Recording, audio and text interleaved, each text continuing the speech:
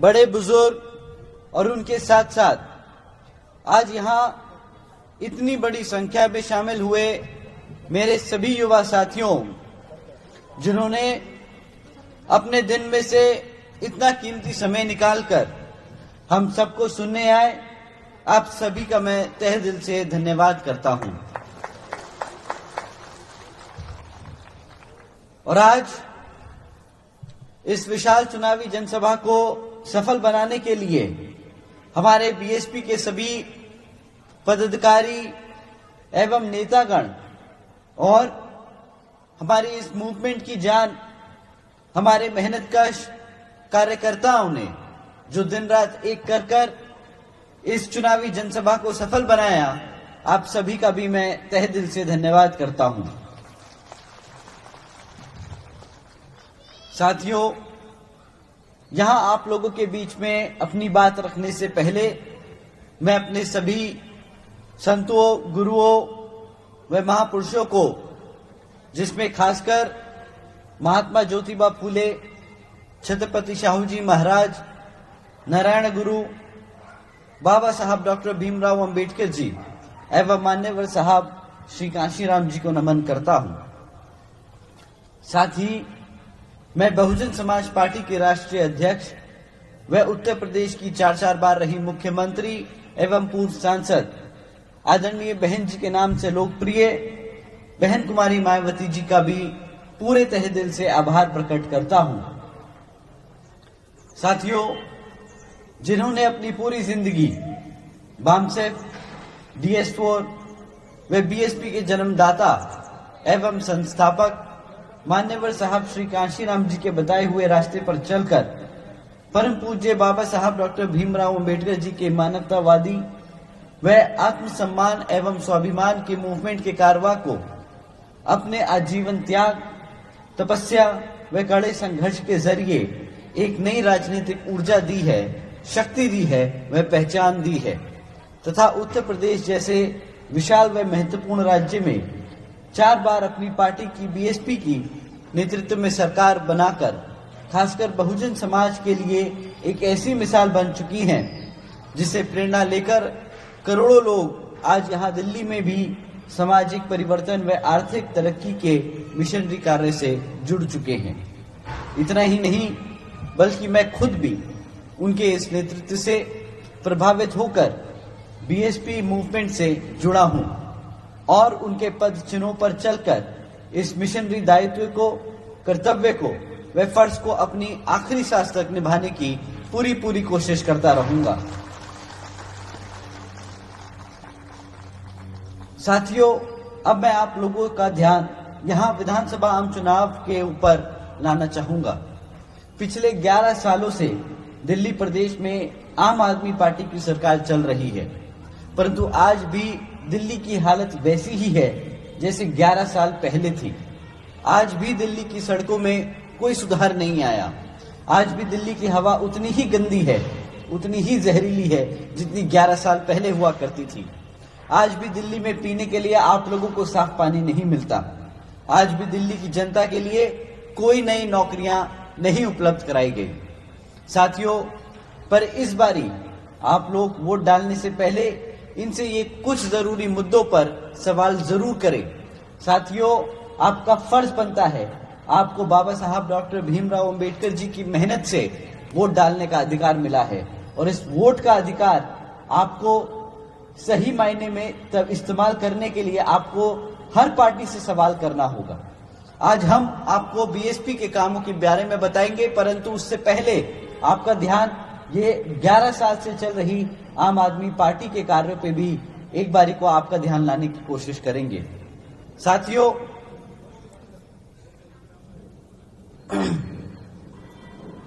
मैं आप लोगों से दरखास्त करूंगा कि आप पिछले 11 साल में जो आम आदमी पार्टी चला रही है सरकार, उसने जो शिक्षा, रोजगार और यहां डेवलपमेंट के क्षेत्र में काम किया, उस पे सवाल करें।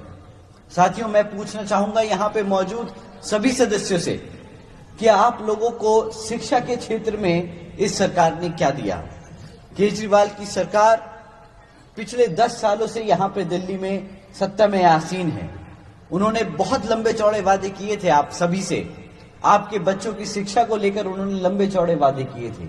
उन्होंने कहा था कि मैं एक तरफ वर्ल्ड क्लास एजुकेशन आपके बच्चों को देने का काम करूंगा, कहा था कि मैं 20 नए कॉलेजेस खुलवाऊंगा दिल्ली में। परंतु हकीकत तो ये है साथियों कि आज जब 9th में बच्चा 9th में पहुंचकर फेल हो जाता है क्वेश्चन अपना बोर्ड पेपर में, तो यहां पर सरकार जबरदस्ती इन बच्चों को दोबारा से 9वीं के परीक्षा दिलाने की बजाय इनको ओपन स्कूल बोर्ड में डालने का काम करती है, जहां पर आपके बच्चा पास हो या फेल हो, केजरीवाल जी की सरकार को कोई फर्क नहीं पड़ता। क्योंकि national institute of open schooling के डमे डालने के बाद बच्चे केजरीवाल जी की जिम्मेदारी नहीं होते, परंतु इन बच्चों को केजरीवाल जी की सरकार अपनी रिपोर्ट कार्ड में ट्रांसफर स्टूडेंट्स दिखाकर अपना रिपोर्ट कार्ड ठीक कर लेती है और हर साल आप लोगों के बीच में आकर बोलती है कि हमने 9th में तो इतने सारे बच्चे पढ़ाने लिखाने का काम किया है। हकीकत तो ये है साथियों कि अगर 40% से ज्यादा बच्चे जो 9th में फेल हो जाते हैं और एक बारी जब फेल हो जाते हैं तो उनको आगे बढ़ने की जो क्षमता है, जो एवेन्यूज हैं, जो मिलने का जो जरिए हैं आगे बढ़ने के शिक्षा के क्षेत्र में, वो खत्म हो जाते हैं। और आप सभी जानते हैं कि इन सरकारी स्कूलों में किन समाज के बच्चे पढ़ने आते हैं। आप जानते हैं कि हमारे पिछड़े समाज, एससी समाज के बच्चे ही यहाँ सरकारी स्कूलों में पढ़ते हैं। तो जब यहाँ पे शिक्षा का ध्यान नहीं दिया जाएगा, एक तरीके से हमारे समाज को रोकने का काम किया जाएगा, हमारे बच्चों को अनपढ़ रखने का काम किया जा रहा है। यही केजरीवाल जी की सोच है साथियों। इनकी सोची समझी साजिश है हमारे समाज के बच्चों को आगे बढ़ने से रोकने की। क्योंकि अगर हमारे बच्चे पढ़ लिख जाएंगे तो अपने समाज के हकों के लिए लड़ना जान जाएंगे। पर साथियों, ये चाहते नहीं कि हमारे बच्चे अपने समाज के लिए लड़ने का काम करें, क्योंकि अगर वो लड़ेंगे तो वो जान जाएंगे, समझ जाएंगे कि इनकी किस तरह नीतियां हमारे समाज को, हमारे एससी एसटी ओबीसी समाज को पिछड़ा रखने की साजिश कर रही है। साथियों, इनका ये कोई अकेला झूठ नहीं कि जो ये कह रहे थे कि एजुकेशन को वर्ल्ड क्लास एजुकेशन सिस्टम बनाएंगे दिल्ली में। इनका दूसरा झूठ कि हम दिल्ली के युवाओं को रोजगार देंगे। केजरीवाल जी ने 2014 में वादा किया था और फिर कि 8 लाख रोजगार देंगे, और फिर 2022 में फिर से वादा किया कि वो 20 लाख से ज्यादा नौकरियां देने का काम करेंगे हमारे युवाओं को। और केजरीवाल जी का सच क्या है? सत्ता में आने के बाद यहां पर दिल्ली में सिर्फ मात्र 12,500 नौकरियां दी गई। 11 सालों में सिर्फ मात्र 12,500 नौकरियां दी गई। ये भाई साहब इतनी लंबी लंबी फेंकते हैं। इन्हें पॉलिटिशियन नहीं, इन्हें ओलंपिक में एक एथलीट होना चाहिए था जहां पे फेंकने का काम किया जाता है। अगर ये इतनी वहां पे फेंकते तो शायद एक आध गोल्ड मेडल निकाल लाते, परंतु यहाँ नेता बनकर जो उन्होंने फेंकने का काम किया है साथियों, इससे सिर्फ और सिर्फ हमारे समाज का नुकसान हुआ है। हकीकत तो ये है कि दिल्ली सरकार में जो पहले सरकारी पक्की नौकरियां थी, उनको भी इन्होंने कच्ची नौकरियां करने का काम किया है। आज 40% से ज्यादा सरकारी नौकरियां कॉन्ट्रैक्चुअल जॉब्स बना दी गई हैं, क्योंकि कॉन्ट्रैक्चुअल जॉब्स के चलते हुए कॉन्ट्रैक्चुअल जॉब्स में रिजर्वेशन नहीं देना पड़ता, उनका अधिकार मारा जाता है। हमारे समाज का अधिकार मारने का काम इन्होंने किया है। इनका तीसरा झूठ, इन्होंने कहा था कि दिल्ली को सिंगापुर बनाएंगे। ये सिंगापुर के चक्कर तो काट आए और यहाँ पर बहुत अच्छे अच्छे ख्वाबी पुलाव भी पका दिए इन्होंने कि यहाँ पे अंडरग्राउंड वायर्स करी जाएंगी इलेक्ट्रिसिटी की, हर घर में साफ पानी होगा, दुनिया के सबसे बड़े एजुकेशन सिस्टम का निर्माण करेंगे। परंतु साथियों, हकीकत तो ये है कि आज भी 10 साल बाद सिंगापुर तो दूर की बात है, दिल्ली को आज तक साफ पानी नहीं मिल पाया।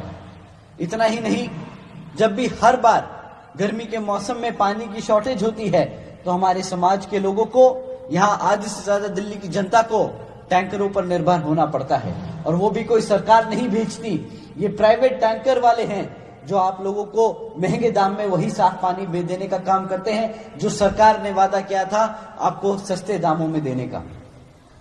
साथियों, फिर ये बोलते हैं कि हम दिल्ली को सिटी ऑफ लेक्स बनाएंगे, बहुत सारी यहाँ पे तालाब बनाएंगे, सिटी ऑफ लेक्स। परंतु हर बारी जब बारिश होती है तो सिटी ऑफ लेक्स अपने आप ही बन जाता है, क्योंकि ना केजरीवाल जी आज तक यहाँ पे पक्की सड़कें दे पाए, ना यहाँ पर सीवेज सिस्टम दे पाए, और जिसके चलते हुए जब जब बारिश होती है तो हमारी सड़कें पानी से भर जाती हैं, हमारी गली मोहल्ले पानी से डूब जाते हैं। परंतु उस वक्त केजरीवाल जी बारिश के मौसम में बाहर नहीं निकलते। बारिश खत्म होने के बाद जब सब बर्बाद हो जाता है तब फिर आगे निकल के एक नया ख्वाब दिखाते हैं कि हम सिटी ऑफ लेक्स बनाएंगे, हम पक्की सड़कें बनाएंगे, परंतु करने को काम कुछ नहीं है इनके पास। आप इनसे कभी सवाल कर दो कि केजरीवाल जी आपने क्यों पक्की सड़कें नहीं बनाई, क्यों यहाँ पर आपने इलेक्ट्रिसिटी की वायर्स अंडरग्राउंड नहीं करी, क्यों आप साफ पानी नहीं दे पाए, तो इनके पास एक ही बहाना होता है कि जी एलजी ने काम नहीं करने दिया, यहाँ पे जो एलजी है वो हमें काम नहीं करने देते। जिम्मेदारी से पल्ला झाड़ना कोई इनसे सीखे साथियों। हर बात पे इनके पास कोई ना कोई जवाब रहता है, हर बात के लिए ये या तो कांग्रेस को कोसेंगे, या तो बीजेपी को कोसेंगे, नहीं तो एलजी को कोसेंगे। साथियों, केजरीवाल जी ने तो ये भी वादा किया था कि वो यमुना को साफ करके यहां पर आप लोगों के साथ 5 साल बाद डुबकी लगाने का काम करेंगे। ना तो यमुना साफ हो पाई और ना केजरीवाल जी कभी वहां पे डुबकी लगाने जाएंगे, परंतु ये एक वादा जरूर करते आए। इन्हें बहुत अच्छा लगता है, अपने गर्व से बताते हैं कि भाई मैं तो केजरीवाल हूं, मैं तो आईआरएस से रिटायर्ड ऑफिसर हूं, मैं एक चार्टर्ड अकाउंटेंट हूं, मुझे हिसाब किताब तो आता है, मैं दिल्ली को कभी भी घाटे में नहीं आने दूंगा, मैं दिल्ली की अर्थव्यवस्था को अच्छे से मैनेज करके रखूंगा, यहां पे मुफ्त बिजली दूंगा, मुफ्त पानी दूंगा, और उसको जस्टिफाई किया अपनी डिग्रियों से। परंतु आज केजरीवाल जी की हकीकत यह है कि 31 साल बाद, 31 सालों में पहली बार दिल्ली घाटे में जा रही है। और जब आप इनसे सवाल करेंगे कि दिल्ली घाटे में क्यों है, तो इनके पास फिर से कोई जवाब नहीं होगा। फिर से ये बोलेंगे कि एलजी ने हमें ये नहीं करने दिया, वो नहीं करने दिया, इस कारण हम रेवेन्यू नहीं जनरेट कर पाए। परंतु साथियों, ये आप सब जानते हैं कि जिम्मेदारी से पल्ला झाड़ने का काम वही लोग करते हैं जिनकी नियत नहीं होती काम करने की, जो काम करना नहीं चाहते। और साथ ही उन्होंने क्या वादा किया था, बच्चों को पढ़ाई लिखाई देंगे, युवाओं को रोजगार देंगे, यहाँ पे साफ पानी देंगे, पक्की सड़कें देंगे। आज एक भी काम पूरा नहीं किया। इन्होंने दिए तो सिर्फ बहाने पिछले 11 सालों में हमारी जनता को। साथियों, इन्होंने सिर्फ एक वादा पूरा किया, कहा कि मैं 200 यूनिट बिजली दूंगा, और वो 200 यूनिट बिजली दी मुफ्त में। परंतु आप जानते हैं उसकी कीमत आप लोगों ने क्या चुकाई? वो सिर्फ मात्र 200 यूनिट बिजली की कीमत 600 रुपए होती है। और मैं यहां जानता हूं कि सब हमारे बहुजन समाज, एससी समाज और एसटी समाज, ओबीसी समाज के सभी लोग इतने तो सक्षम हैं कि वो 600 रुपए की भीख नहीं मांगेंगे, अपने हकों के लिए लड़ना जरूर जानते हैं। परंतु दिल्ली ने धोखा खाया है, दिल्ली ने धोखा खाया। ये 200 यूनिट फ्री बिजली के नाते उनके की कीमत चुकाई उन्होंने ये 200 यूनिट की बिजली की कीमत चुकाई ना शिक्षा लेने पे। अच्छी शिक्षा ना मिलने की कीमत है ये 200 यूनिट बिजली, ना साफ पानी मिलने की कीमत है ये 200 यूनिट बिजली, ना साफ हवा मिलने की कीमत हम चुका रहे हैं ये 200 यूनिट की बिजली। साथियों, ना साफ यमुना मिली हमें, ये है कीमत हमारी 200 यूनिट बिजली की। साथियों, इतना ही नहीं बल्कि इनकी सरकार के चलते हुए हमारे एससी या ओबीसी समाज को कोई ढंग का नेता भी नहीं मिल पाया जो हमारे हकों के लिए, हमारे अधिकारों के लिए वहां पे उनसे लड़ सके। साथियों, ये सिर्फ हमें इन्होंने सिर्फ एक ही चीज दी है, वो दी है करप्ट गवर्नमेंट।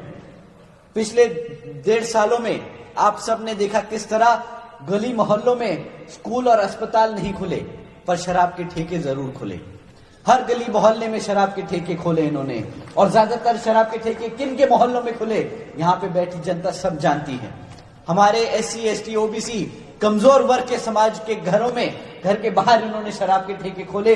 हमारी महिलाएं जानती हैं कि कितना दुख और दर्द इससे हमें पहुंचता है। साथियों, और इसी की गलत काम नीतियों के चलते हुए इन्हें सरकार ने, कोर्ट ने इन्हें जेल में भी डालने का काम किया है। ये सब चक्कर लगा के आए हैं जेल के। अपने आप को आम आदमी बोलते हैं, आम आदमी ईमानदार पार्टी बोलते हैं। अगर इतने ही ईमानदार थे तो भैया जेल क्यों गए? इस्तीफा क्यों दिया?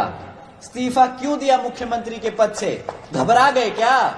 डर गए थे क्या?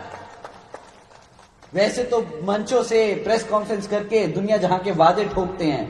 2100 रुपए ले लो महिला सहयोग में, महिलाओं को मुफ्त में बस में घूमने का मौका देंगे, तीर्थ यात्रा कराएंगे, मुफ्त में बिजली देंगे, शिक्षा देंगे। ये दुनिया जहां के वादे तो किए, परंतु हकीकत क्या है? आज भी आप जहरीली हवा के बीच में रह रहे हैं। आज भी आपके बच्चे पढ़ लिख नहीं पा रहे।